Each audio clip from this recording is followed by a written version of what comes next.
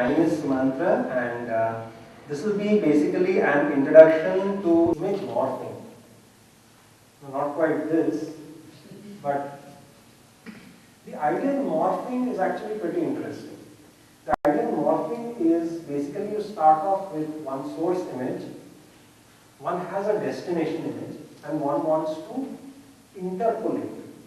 One wants to interpolate the frames in between and try to see the effect. For example, this is something that I found off the net. And this might look like a fun exercise. And after all, if you remember in the 1980s, there was this Kawasaki Bajaj ad, wherein there was this Kawasaki Bajaj motorcycle that had morphed into a cheetah. Okay, that's a one-dimensional version of morphing. That's called tweening. Okay? But this sort of thing, if one wants to do things like a feature-preserving morph, then it's actually got a good bit of math underlying it. In a feature-preserving morph, for example, you want eyes to morph onto eyes, you want eyebrows to morph onto eyebrows, a nose to morph onto a nose. In that case, what one generally does is one triangulates the original image, and then one uses something called affine invariance. One uses an affine transform and does this particular morphing operation. So there's actually a good bit of math behind it. Okay. Now since I'm running out of time, can I be permitted to take a bit longer? I have a couple of very interesting things to show you. Okay, motion analysis. Motion image compression, video data analysis can be used for automatic processing of videos. And this is something, let me see whether I can run it or not. You can identify the dominant moving object in a video. Okay? So here in this case they have been marked with black pixels. It's just like the title of that Alfred Hitchcock movie, The Lady Vanishes. This is exactly what has happened. So what has basically happened is we have identified the moving pixels and replaced them with the corresponding pixels in adjacent frames corresponding to the background. It's possible to remove moving objects from videos automatically. I'll describe the algorithm in detail tomorrow.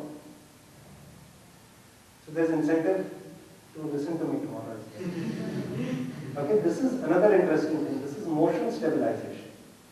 See, this sort of thing came into prominence, especially with news reports during the Kosovo conflict and the 1991 Gulf War. And there were lots of videos taken from the back of jeeps and military vehicles, which were not stabilized. By stabilization, it's basically shown that psychologically, the most irritating thing about an unstabilized video is the rotation part of it. Translations don't irritate us too much, but it's a rotation that's most irritating. Now, if one can estimate these rotations and unrotate the image back, one gets stabilized videos. Okay? Nowadays, a lot of high-end cameras come with inbuilt image stabilization. Okay?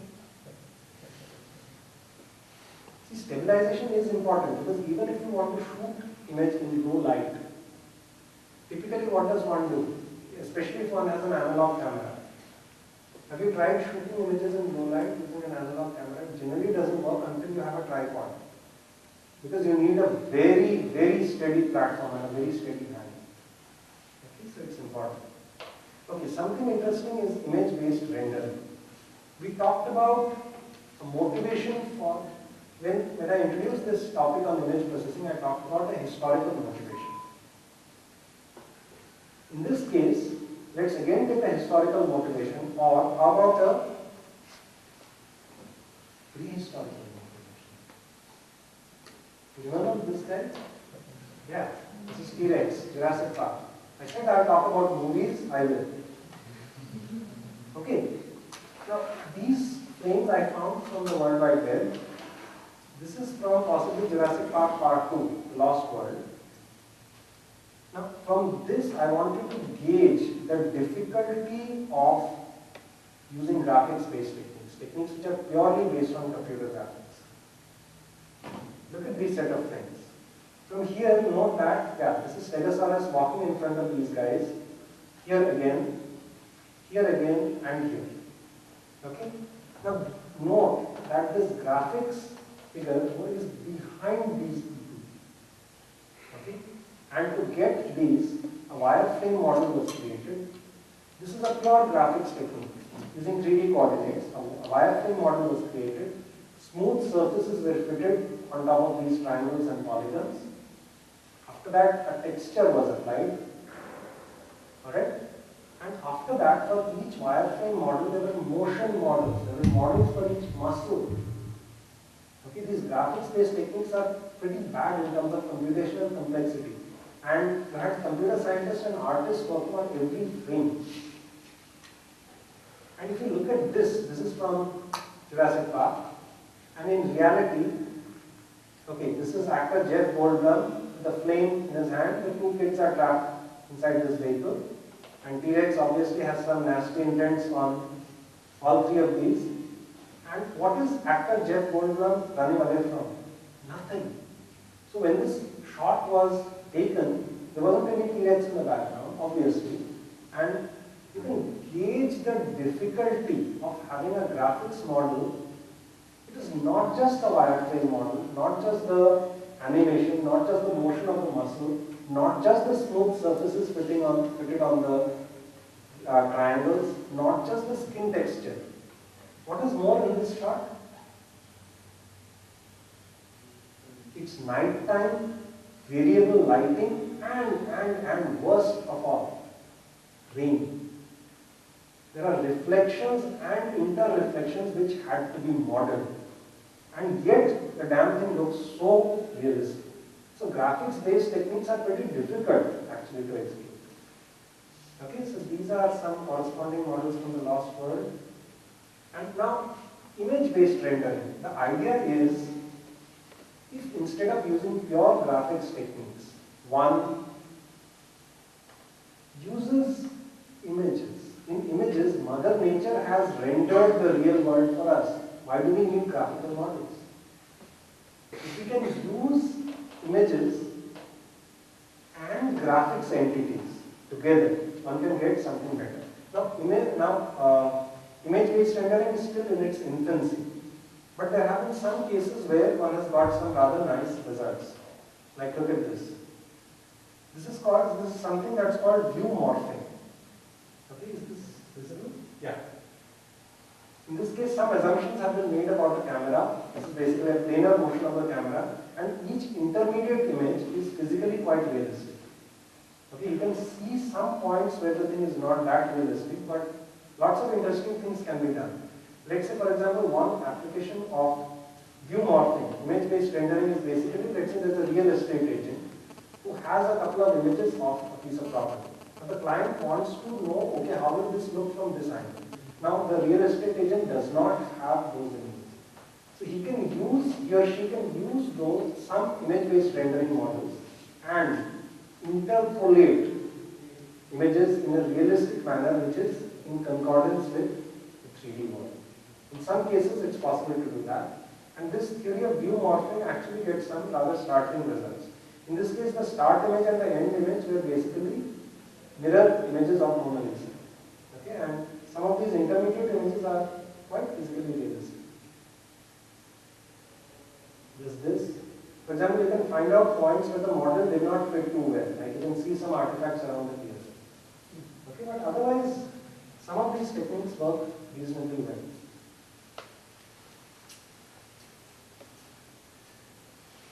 Okay, these I picked up from the website of a person by the name of Steve Stiles in the lecture today. This is basically quite topical because we all, like the moment there's a sting operation, somebody is caught on tape. If it's a politician, what he or she says is, hey, these images are morphed, or there's been some manipulation done. The question that we'd like to ask ourselves is, can we find out whether something is indeed fake or not, an image or a video? But the bad news is, in general, it is not possible to detect a hoax using automatic. It's just not possible. And it's often, at the end of it, it's the human expert's opinion and some context-specific information that help in detecting hoaxes. I've just taken a couple of examples. some of these you might have received over email as well, purporting to be something and yet the story behind them is something else. Like this, for example, came to me in an email as well. For example, this said that, well, this is one of the images that was found among the rubble of the World Trade Center, and this was taken on that very day. Now this is a hoax. This is a documented hoax. How did people find out whether this was a hoax or not?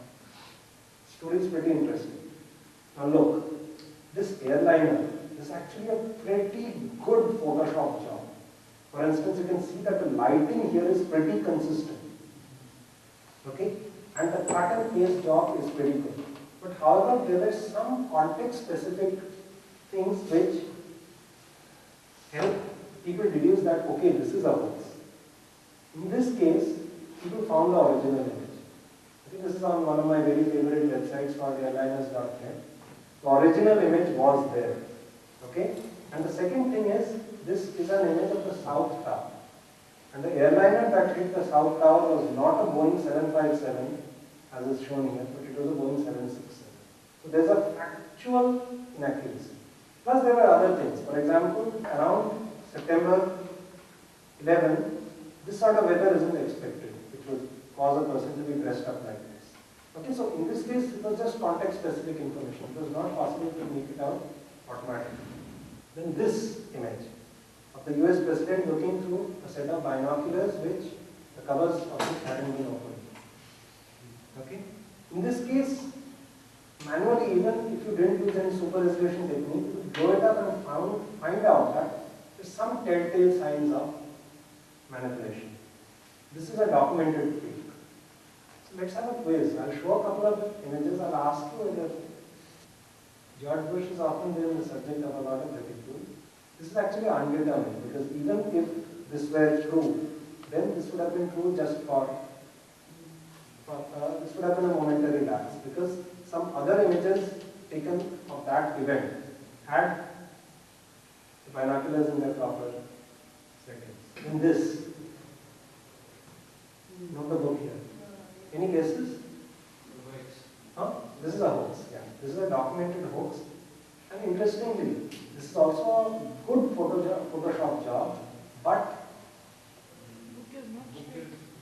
this is the actual image. The photographer who took the actual image owned up and said that, well, this is the original photo. And the person who did this Photoshop operation actually did a very grand Photoshop job, but made a very fundamental mistake.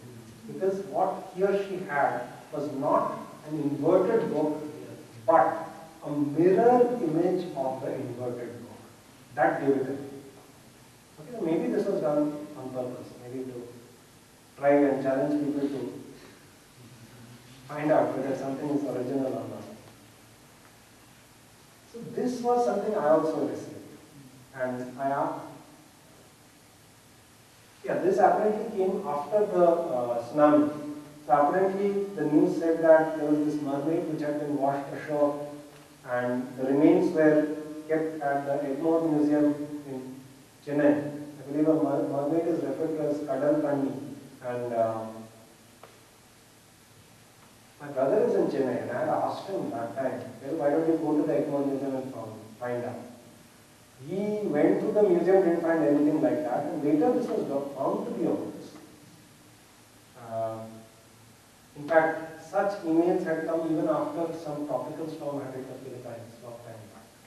So this is a documented fake. This was something interesting. After the Columbia disaster, this was sometime in January 2003. Right? These images came along, apparently taken by an Israeli spy satellite of the space shuttle Columbia that was disintegrating like this. These were startling. I got this in an email from a friend and I didn't know. Any guesses? True or fake? Hoax or not?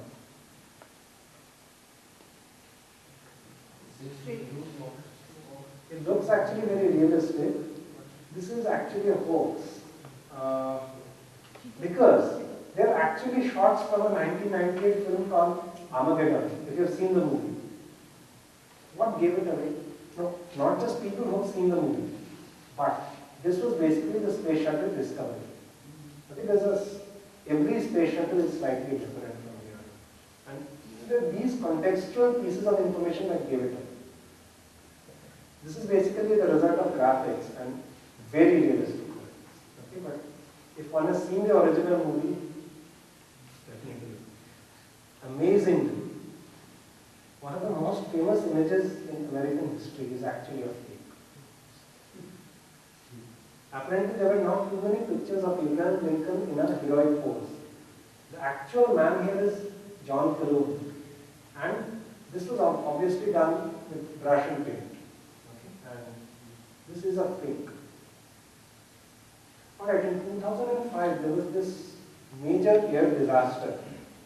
There was an aircraft that belonged to Helios Airways. This Boeing 737 apparently flew. There was a decompression accident. The supply of oxygen went off. Everybody aboard that ill-fated flight perished, and the flight went on autopilot for more than 2 hours, then crashed into a hillside. And apparently, it was taken off from Greece, and somewhere over Italy, a couple of F-16s of the Italian Air Force were sent to investigate what was going on. And after some days, some images came up on the internet saying that these were images taken from these F-16s.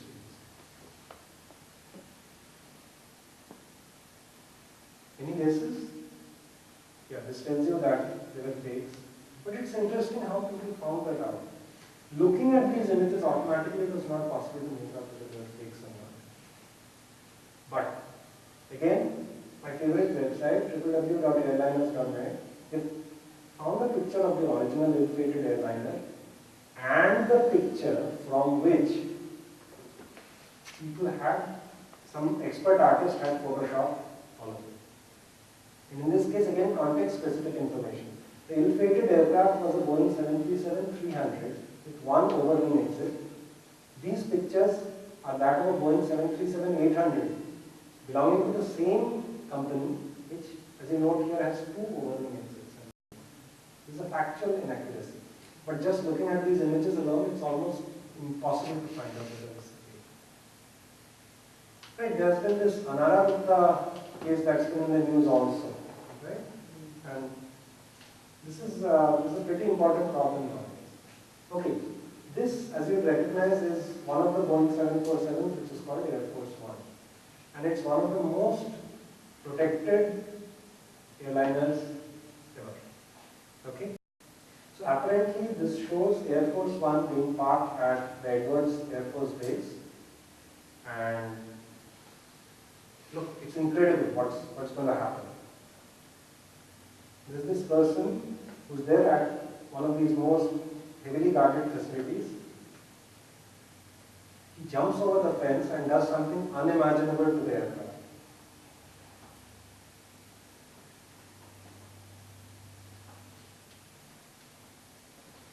This is a documented fake. Now, I'd like to ask you, maybe can you guess how people found out it was a fake? Look at what's happening.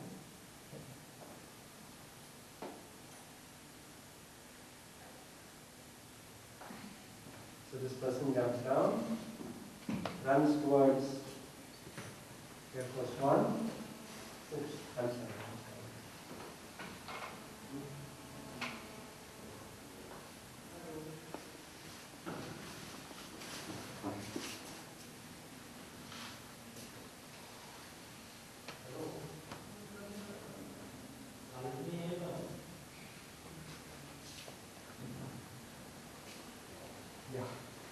Believe it or not, takes a can of spray paint and does some graffiti on the engines. Now can you guess what gave it away? In this case, it was an artist by the name of Mark Echo. He documented it saying that, yes, this is fake. Okay, it's a piece of artistic expression. But what were things that gave it away? This video? Quite a few things. First is the shade of blue is slightly different from what is used in painting an Air Force One. Then this font is slightly different. Then plus aviation enthusiasts would find out that the engines here are different from this. In fact, the plane that's picturized here is a Boeing 747-100, and these are Boeing 747-200. And a couple of other things. Then how was this executed? There are lots of these airplane graveyards, as they call it in the US, where unused planes are taken apart or just stored in the desert. So what this artist did was, under secrecy, he went to one of these places and painted one side of a Boeing 747 and shot this entire. That's it. And look at this.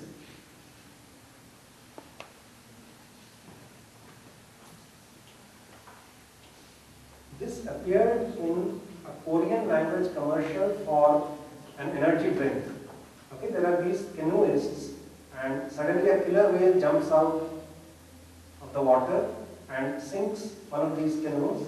And amazingly, because apparently people in this canoe had that energy drink, came up back again.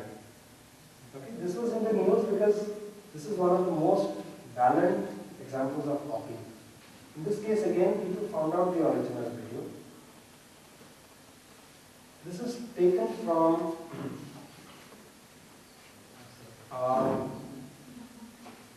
a very famous documentary on a killer whale named Lolita. It's called Lolita, a Slave of Nature. And from this famous award-winning video, they actually took this and digitally manipulated it. And because they had the original, people could find that. Okay, but in general, it's very difficult to find out. Over the years, hoaxes have happened in photography. Like this. This is from the early days of photography in the 1800s. Here is a bear which is posing along with its hunters. Okay. Amazing, people even thought of making this hoax. This is one of the most famous hoaxes of all times. This is now documented. It was there. This is a 1936 photo. It's called the surgeon's photo or something like that. Apparently of the Loch Ness Monster. 70 years later, people behind this hoax actually admitted to it. It's actually a toy submarine. And these waves have been created by throwing a stone, something like that, in the water. This is also a hoax, one of the most famous images of all times. The brown lady, apparently the image of a ghost. This is also a hoax. This is an overexposure and some film developing technique where another negative, some portion from another negative was taken and put over this. This apparently is that of an iceberg. This is also a hoax. Okay, and all of these are well documented. This, another hoax. Okay, apparently this shows the Golden Gate Bridge, San Francisco. There's a marine who's been rescued by a helicopter and a great white shark jumping up here. We found out the original picture. This was taken off the coast of South Africa. Okay, and a very good Photoshop job done. Any guesses about this? Hoax or not? Again from one of my favorite websites. We found out the original image. And in this case, look, American Airlines, if you've seen planes of American Airlines, they have a shiny, it's shiny also, it's a metal, shiny metal. A fire on one of the engines would obviously have some reflection. It was not there. And people found out the original image. But sometimes truth is stranger than fiction. This is a true image. The World Trade Center before that horrible disaster. So is this. Because this apparently reads to be a hilarious statement. Right? This actually appeared on a news channel. Right? This was basically after the Katrina disaster struck. So this was what Bush basically said. One of the worst disasters to hit the US, but the way it appeared in the news channel is absolutely hilarious. Right?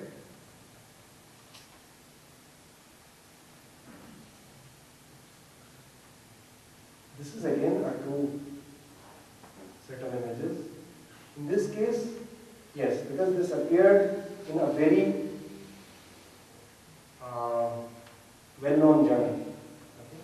So And there was a complete article based on that. And there were lots of other images as well taken from that. It's a great white shark. This again is a true image. It's basically the angle at which apparently a plane is just lifting off all of a sudden. And no, the trick is basically played by the angle at which the photographer is observing it, and this is basically a multiple exposure photograph. Okay, so same plate but exposures at very quick intervals of time. This is a true image.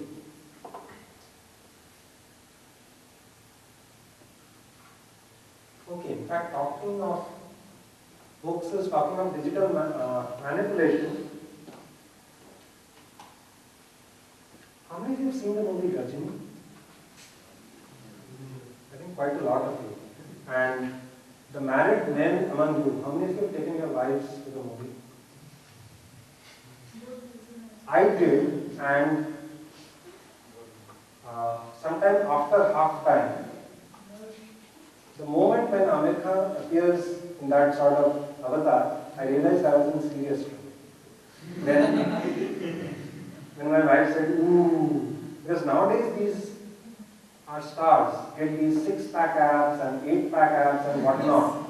Okay, earlier, I used to say things, oh, these are special effects in movies, these are graphics techniques, you won't understand much about them, but now these are completely documented. And after the movie, and actually we have seen both the originals, Christopher Nolan's Memento, as well as the original Murugadas, the Tamil movie, Gajini, with a hero named Sanjay Ramaswamy, and I think it was Surya was the hero there. And I took my wife to the Anil version as well. I was in serious trouble, I realized. He says, look, those film stars is doing something about it, about their middles, and what are you getting, apart from a big belly? I don't know. Okay, so just as an aside. So sometimes talking of special effects doesn't help. So why is image processing or computer vision, why are they of a lot of interest, and to whom should it be of interest? People in the signal processing community, of course, right? Because they treat images as two-dimensional signals and they work on them. People in computer science, why? Because anything that has something to do with algorithm, you'll have a captive audience in the computer science community in developing newer and more efficient algorithms.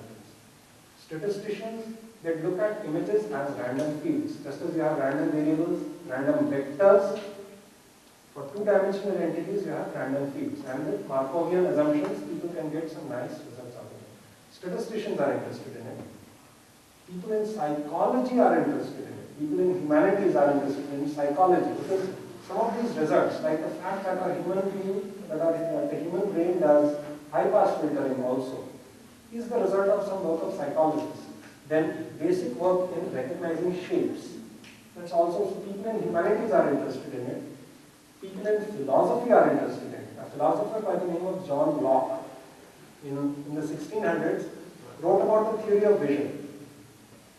There's a psychophysical component, there's a philosophical component. People in robotics are interested in vision. For example, in IIT Delhi, there are people in the mechanical department who are interested in vision. Okay, so they've got then machine inspection. All of that involves working with images. Doctors are obviously interested in images in a big way. Medical image processing. Control theorists, because most tracking basically has a control theory connotation to it. I'm going to talk about some of these techniques tomorrow. So control theorists are interested in images. People in networks are interested in images. Why? If there's a low bandwidth channel, then one wants efficient methods of encoding images and videos to be sent on that low bandwidth channel. So images are of interest to a large category of academic people. And it's also interesting to know, and in fact it's been my good luck, that I've been associated with two of the strongest image processing, vision and graphics groups in India. Both as a student and now as a faculty member in IIT Delhi and as a faculty member in IIT Bombay. We have some of the best equipped labs in the world. So and interestingly, there are image processing and computer vision groups in all IITs and lots of other important academic institutes apart from IITs, lots of defense labs. There are people in industry as well who would look for graduates, postgraduates as well as doctorates in these areas. Talk about Adobe, in terms of even private companies, talk about Adobe, talk about Samsung, GE, then among government aided companies there's CDOT, CDAC, lots of them are working on video coding. CMC, they had the first automated fingerprint analysis system. The Secunderabad branch is no longer there at the Sarojini Devi Road, but now closer to Gachinaudi. So there are lots of people, not just in academia, but also in industry who are interested in images and people working with it. So just, if faculty members are interested in coming over for higher degrees, at most educational institutes, quite a lot of educational institutes in India, there's a lot of scope for this. All that I wanted to say. No, this is not like a TV program and at the end of it you have the sponsor coming up with an ad. No, it's not in that sense. But just saying that image processing, computer vision, computer graphics, these are rather upcoming topics nowadays and there's a lot of scope for it. Thank you very much for your patience.